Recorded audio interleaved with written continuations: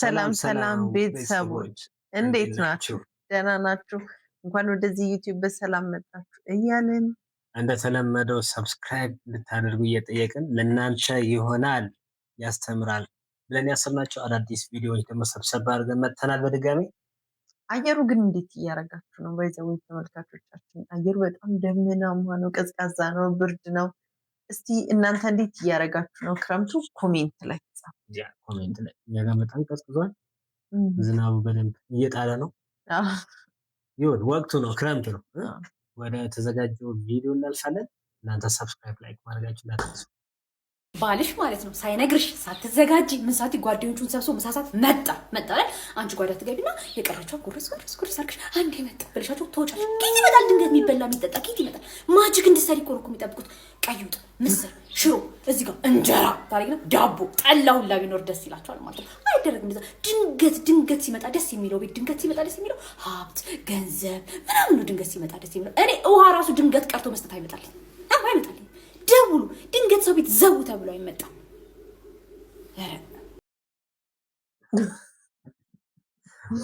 ሀሳቧ ላይ እስማማለሁ።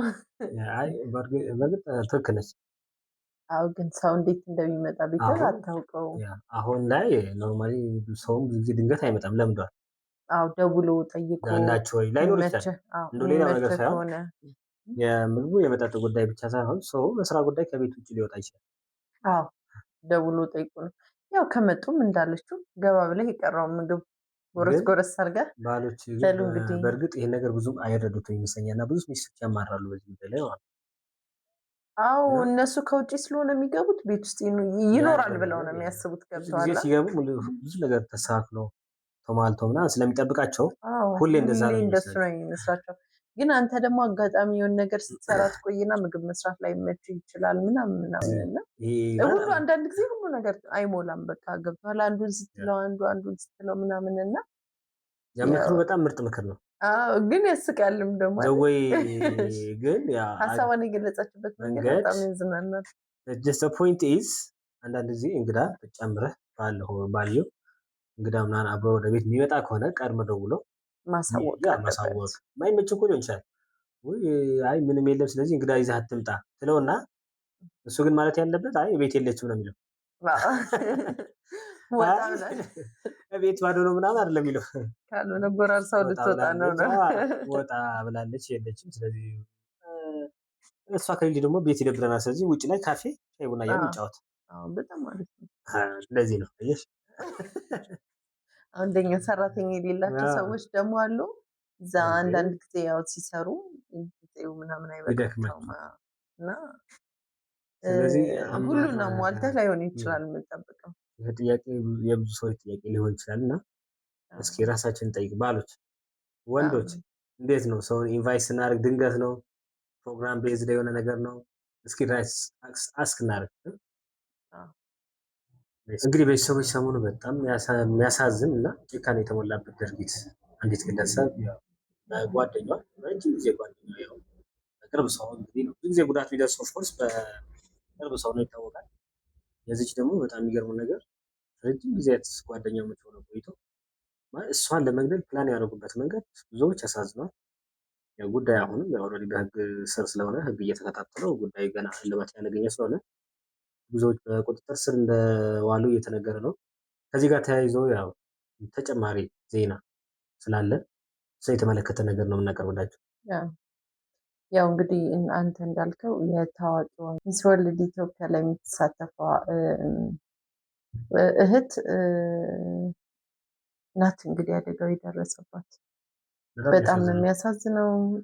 አንዳንድ አዳዲስ ሲወጡ መረጃዎች አሉ እሱን በተመለከተ። እስቲ ወደ ቪዲዮ ገብተን በር አሁን የገባ ከሚስ ወርልድ ኢትዮጵያ እህት ግድያ ጋር በተያያዘ ያልተጠበቁ ሁለት ሰዎች በቁጥጥር ስር ዋሉ። ፎቶግራፋቸው ሁሉ ነገር እጃችን ገብቷል። ዝርዝሩን እንደሚከተለው አቀርብላችኋለሁ። ሁላችሁም እስከ መጨረሻው ተከታተሉት። ነገሩ ፊልም ነው የሚመስለው። ወዳጅ ከለላ መሸሸጊያ ይሆናል ተብሎ ይታሰባል። ለዲዛይነር ቅዱሳን ይርጋለም ግን ወዳጅነት የሞት ወጥመድ ሆኖ አረፈው። የ2026ቱ የሚስ ወርልድ ኢትዮጵያ የውበት ንግሥት የሩት ይርጋለም ታላቅ እህት የሆነችው ቅዱሳን በሞዴሊንግ ዓለም ውስጥ ስኬትን ከምትመኘውና ከእህቷ ጋርም የትምህርት ቤት ትውውቅ ከነበራት ቅድስት ሙሉቀን ጋር የጠበቀ ጓደኝነት ነበራት። ሆኖም ከዚህ ጓደኝነት ጀርባ ጥልቅ የሆነ ምቀኝነትና አደገኛ ሴራ ተሸሽጎ ነበረ። ሁሉም ነገር የተጀመረው አርብ ዕለት በተደረገ አንድ የስልክ ጥሪ ነው። ለ1 ዓመት ያህል ተጠፋፍታ የነበረችው ቅድስት የናፍቆት በሚመስል የጓደኝነት መንፈስ ለቅዱሳን ደወለች። አዲስ ኮንዶሚኒየም ተከራይቻለሁ፣ መተሽ ቤቴን እይልኝ፣ ደግሞም የማገናኝሽ አዲስ የሥራ ዕድል አለ በማለት የጓደኛዋ ልብ አባበለች። በጓደኛዋ ላይ አንዳችም ክፋት ያልጠረጠረችው ቅዱሳን ሜክሲኮ አካባቢ ተገናኝተው አብረው ወደ ኮየ ፈጬ ኮንዶሚኒየም አመሩ። ቅዱሳን የጓደኛዋን አዲስ ሕይወት ለማየት በደስታ ስትጓዝ እየሄደች ያለችው ግን ወደ ራሷ የሞት ቀጠሮ ነበረ። ኮየ ፈጬ አዲሱ ኮንዶሚኒየም ደጃፍ ላይ ደርሰው ወደ ቤት ሲገቡ የነበረው ወዳጃዊ ድባብ ቅጽበታዊ በሆነ ሽብር ተተካ። ቤት ውስጥ አድፍጦ ይጠብቅ የነበረው የቅድስት ፍቅረኛ ደሳለኝ ቅዱሳን ድምጿን አውጥታ እንኳን እርዳታ እንዳጣራ አፍኖ አሰራትም። ያመነቻት ጓደኛዋ እጅ ከፍንጅ ለሞት አሳልፋ ሰጠቻት። አጋቾቹ ወዲያውኑ የሟች ቤተሰቦች ጋር በመደወል የ2 ሚሊዮን ብር ቤዛ ጠየቁም። የቤተሰብ ልብ በጭንቀት እየመታ የድርድር ሀሳቦች ሲለዋወጡ አጋቾች አንድ ዘግናኝ እውነት ተገነዘቡ።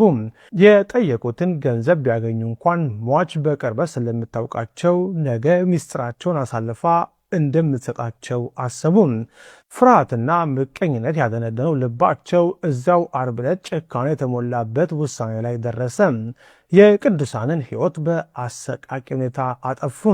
አስክሬኗንም ማንም እንዳያገኘው በሚል እዛው አካባቢ በተከራዩበት ሌላ ተጨማሪ ኮንዶሚኒየም ውስጥ ደበቁት። ይሁን እንጂ የፈጸሙት ግፍ በጨለማ ሊቀበር አልቻለም።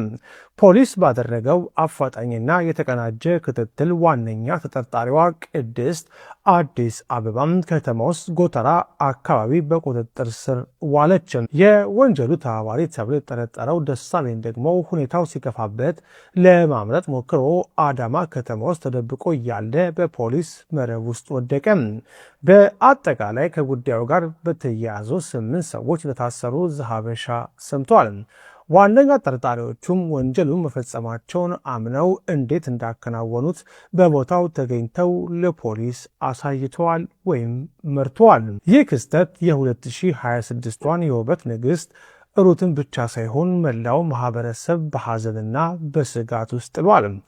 ሩት በልብ ስብራት ከጠላቴ እኔ እጠነቀቃለሁ ከወዳጄ አንተ ጠብቀኝ ብላ ያሰፈረችው መልእክት የዚህን አሳዛኝ ግድያ ማጠቃለያ ይወክላል።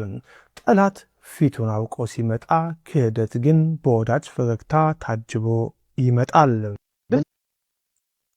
በጣም ብዙ ነው። በዚህ ሁሉ ጊዜ በጣም ብዙ ጊዜ ሰዎች የሚጠቁት አብሯቸው ባለ ሰው ነው። በቃ ማለት አምነው አለው። ብዙውን ጊዜ እንግዲህ ከ9ኛ ክፍል ጀምሮ ጓደኝነት ማለት የሚያክል ረጅም ጊዜ እንደሆነ አስበው። ይህን ሁሉ ጊዜ አብረው ሲሆኑ እንግዲህ ያው እምነቷን ታተርፋለች፣ የጓደኝነት ፍቅር ታተርፋለች። ብዙ ነገር ገብተዋል አይደለ? ሌላኛው ወገን እንደሷ ተንኮለኛ ስላልሆነ ማለት ነው። እሷ ግን ያው ከመሀል ላይ ይመስለኛል ጸብ ነበረባቸው። ያው ቅናት ቀስ ብሎ አይደለ? አንዳንድ ጊዜ አብረኸው የነበርከው ሰው በፍጥነት ታድግበታለህ እና ያንን መቀበል አይችልም። ያንተን እድገት፣ ያንተን ብልጽግና፣ ያንተን ጥሩ ቦታ መድረስ ምናምን አሜን ብሎ በደስተኝነት አይቀበለውም እና ምንድን ነው የሚያደርገው? አንተን ለማጥፋት ነው የሚጥረው። በቃ እሱ ነው ሀፕን ያደረገው በቃ እና ግን በጣም በቃ አትሊስት የዋህነቷን አይታ ልታዝንላት ይገባ ነበር። አይደ ነው ብቻ ምንድነው የኛ ነገር ከባድ እየሆነ ነው በጣም ለማሰብ ራሱ። እንግዲህ እናቷ ይመስለኛል ሞታ ልታጽናናት ቤቷ ድረስ ሄዳለች። ሟች ማለት እንጃ ነው ያላቅም ብቻ ይሄ ቃላት ይሄ ነገር ብዙዎች ሊያስብ ስለሚችል ጓደኛ ነበሩ። መሀል ላይ ጋብ ተፈጥሮ ነበር አሉ። ግን የልጅቷን ሰክሰስፉል መሆን ምናምን በቅርበት ስታይ አላስቻላትም። ለጥሩ ነገር ሳይሆን መልሳ እንደገና ለመስበር የመጣችው ተመልሳና አንዳንድ ጊዜ ዋይ ብሎ መጠየቅ ራሱ በጣም አሪፍ ይመስለኛል። እንደዚህ አይነት ድንገተኛ የሆነውን ባክአፕ ሲያደርጉ ሰዎች ኢቭን መጀመሪያ ባይዘው በእሷ ስልክ አይደለም የጠራቻት በሌላ ሰው ስልክ ነው።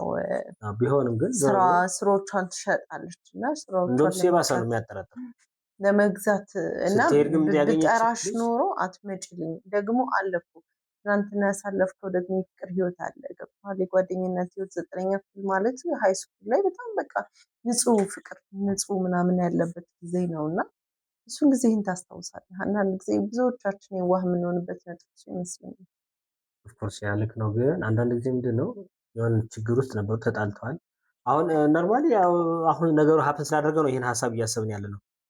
በጊዜው ይህን ሀሳብ ላይ መጣላት ይችላል እንጂ አንድ ሌላ ስልክ መደወል አያስፈልጋትም ምናምን ይሄድ ነበረባት። በሌላ ስልክ እንኳን ቢሆን የጠራቻት ግን ከሄደች በኋላ ያገኘቻት እሷን ነው። እንደገና ደግሞ ቤት የወሰደቻት የት ነው? ቆየጨፍ ብዙ አደጋ የሚፈጸምበት ያ መስመር ነው። ሁልጊዜ ብዙ ሰዎች ግን አይመጣልህም ጭንቅላትህ ላይ በጣም የሚያሳዝን ነው። ልጅቷ እንግዲህ ይህንን የገለጸችበት መንገድ እህቷም ደስ ይላል አይደለም? በቃ ከጠላቴም ይጠነቀቃል ከወዳጅ አንተ ጠብቀኝ በቃ በጣም በሆነ እህታችን ነፍስ ይማር፣ ቤተሰቦቻችን ደግሞ የጽናት ያጽናቸው። እንግዲህ በምንችለው ሁኔታ እንግዲህ ፈጣሪ እርዳን። እኛም እንግዲህ እንጠይቅ። ድምጻቸው የተዘጋም ዘፋኞች አሉ በነገራችን በምት የሚያሳዝንኝ። አዎ በጣም በጣም ምርጥ ምርጥ ድምፃውያን በአላ ማለት የምር ለአንዴና ለመጨረሻ ጊዜ ነው ወይስ? ኧረ ተው ወላሂ በሀንግ ምክንያት። አዋ ይሄ በጣም ሴንሲቲቭ ቦታችን እኮ ነው። እኔ አንዴ ልብ ወዳጅ አንዶን የማሙድ የሚሰራ ዘፋኝ በጣም ነው የሚያሳዝነኝ። አንግ ካረጉት በኋላ በቃ ያስቴርን ነው የሚዘፍነው።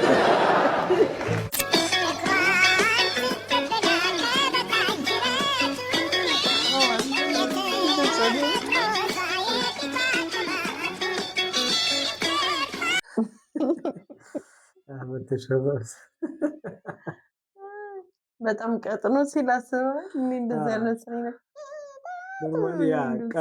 ቀልድ ቢሆንም ነገሩ ግን ያው ሃንግ የሚባለው ነገር ብዙዎች ደግሞ እንደዚህ አርቲስቶች እና ደግሞ ሻይ ቡና ያሉ አንዳንድ ነገሮች እየሰሩ ያመሻሉ፣ ስቱዲዮም ያመሻሉ እና ከዛ ወጥተው ወደ ቤት ሲሄዱ በጣም መጠንቀቅ አለባቸው። እንደ መልዕክት በጣም የሚያጋጥም ነገር ስለሆነ ማለት ነው። ያው ታዋቂ ስለሆኑ ያው ገንዘብ አላቸው ብሎ ነው የሚያስባቸው።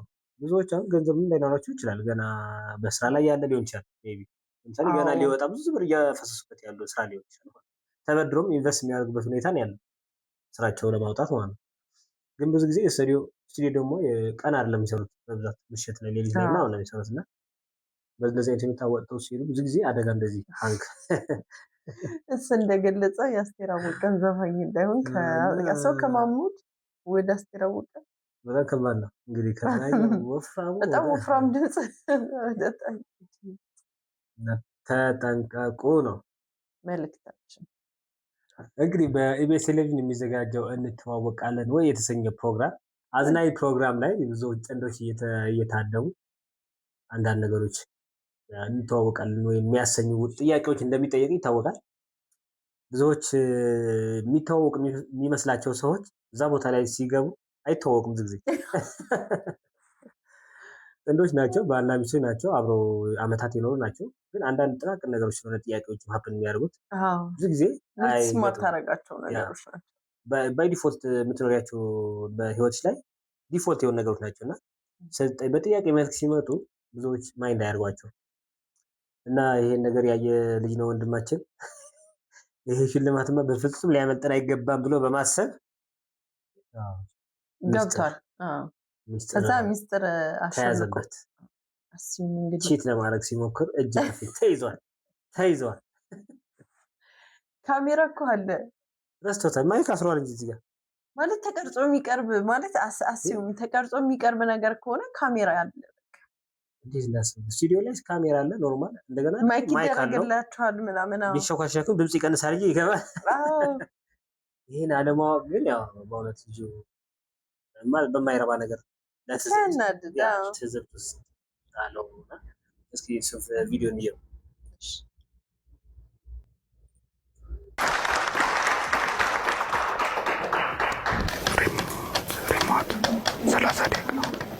እሺ እጃችሁን ወደ መሬት።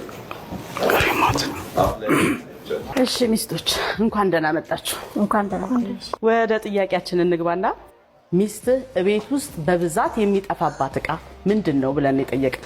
ሪሞት። ሚስትህ ለባብሳ ተኳኩላ ለመውጣት ምን ያህል ሰዓት ይፈጅባታል ብለን ነበር የጠየቅን። 30 ደቂቃ።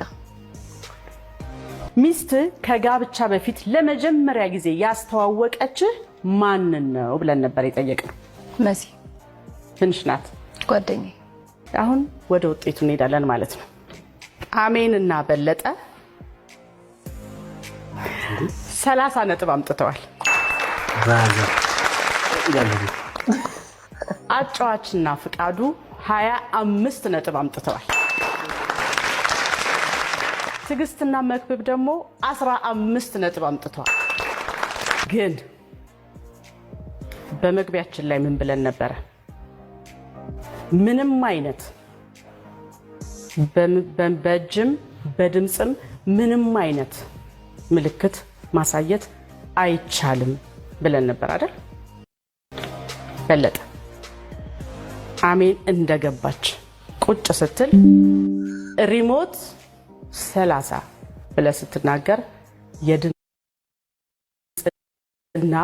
የምስል መረጃ ተይዞብሃል።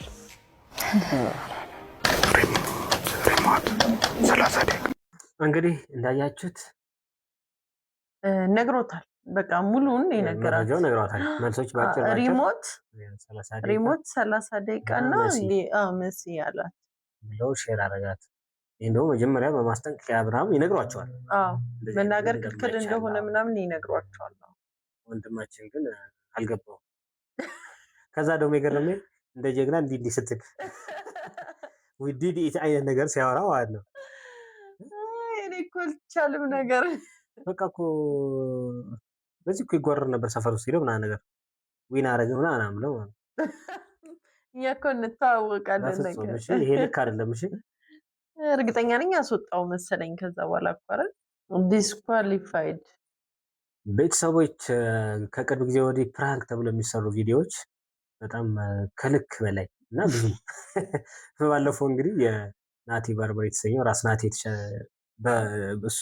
እሱን ፖሊስ መስለው ምናምን ነገር ወንጀለኛ ፍለጋ ምናምን ብሎ በጣም አስፈሪ የሆነ ፕራንክ ሰርተውት አቅርበንላችሁ ነበር ባለፈው ቪዲዮ። ልጁ መንቀሳቀስ ሁሉ እስኪያቅተው ድረስ እና ደግሞ ሰው ገድሎ ነው ያመለጠው ብሎ ሰው ገድሎ ያመለጠን ወንጀለኛ ተስፋ ያቆረጠ እሱን ልጅ ከዛ ጋር ያጋፈጡት።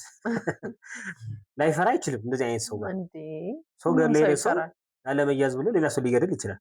ተስፋ ይቆረጥ እና ልጅም በጣም በዚህ ልክ ክብሩን ዝቅ አድርጓል የሚል በጣም በብዛት ተወቅሷል።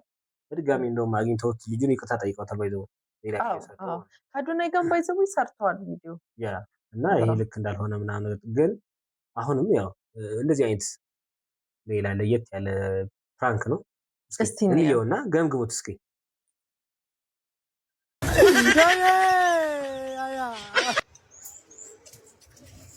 ኢየሱስ ማስበዋል ኢንስታን ይሰማል።